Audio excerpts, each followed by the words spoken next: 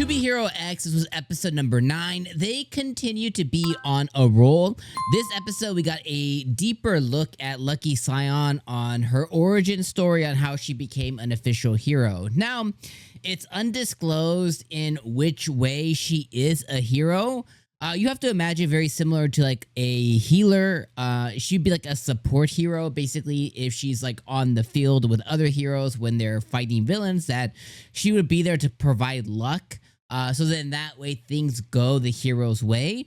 But the way that it has traditionally been shown as far as her luck goes is that she kind of impacts those around her. So if she can find a way to control and target her luck, then there's a way she could be an effective hero. But as of now, it seems that she joined a fork.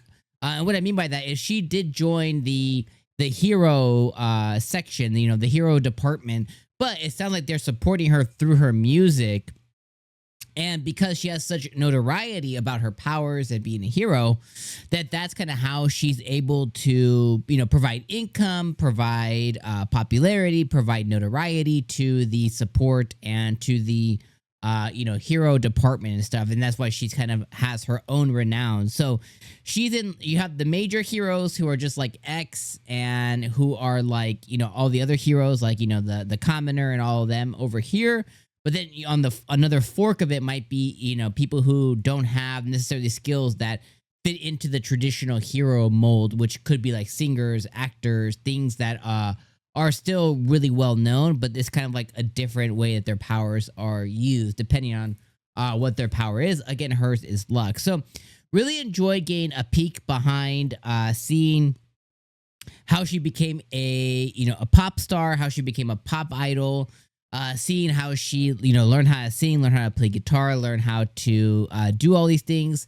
Last week we ended with the cliffhanger with her trying to escape the orphanage through her buddy's help, and it looks like this episode, her friend decided to kind of like sacrifice himself so that she could escape. And it's weird that the orphanage didn't go after her in any way, shape, or form, especially because she spent so long in like stationary in one spot. But regardless, her friend, it looks like, kind of did take the brunt of whatever was going to happen to him. And the orphanage head did kind of give him some kind of information. It's unclear specifically, what was said to him. But later on, when we see her in concert, she says her friend is no longer around. So it's either that she's being lied to by the organization, or, her friend died in some kind of accident or something like that. Then at the end of the episode, we see a clip where her orphanage, where she's from, were like turning into like zombies or something of that nature. Basically, they were being heavily influenced by some kind of dark matter. Where at the same time, that could also be the kid who was helping her, because his name was Calamity. So just like she provides little sparklies of luck, he could provide sparklies of evil or fear or something like that. It's to be seen, but that's kind of where the episode ended. But overall, not to really harp on all the little details that happen, I think this episode was really, really good. I think it was an 8 out of 10. I really enjoyed the episode. I enjoyed seeing how Lucky Cyan came to be a hero. And again, as the show continues to pivot to these other heroes, outside of the initial one, which was that ended up being the Commodore and Mr. Nice. Outside of that one, the secondary and now tertiary stories have been way better than the original story that it started with, in my opinion. So I've been really enjoying it since we've had that transition.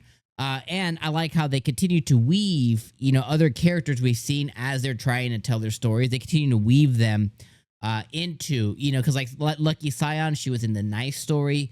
Lucky Cyan, she was in the last story. Now she's here again. So they continue to kind of weave the characters that we've seen in different light, in different ways, which I think is really, really cool.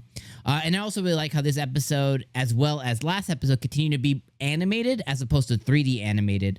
I don't know how that decision is made when they decided to go, full 3D, full 2D, but I'm very appreciative that this one and the last one were basically 90% all 2D animation, because that's really where I think the wings get expanded and it really thrives and flies. So anyways, To Be Hero X episode 9, really, really good. 8 out of 10. I thought it was another excellent episode in the repertoire of excellent episodes so far in the series. Appreciative to be a part of this series. Thank you guys so much for watching. Let me know what you guys think in the comments below. Hit me with that like button before you guys leave. It definitely helps me out and the channel out. Subscribe if you're new, and I'll see you guys on the next video. All right, friends. Peace.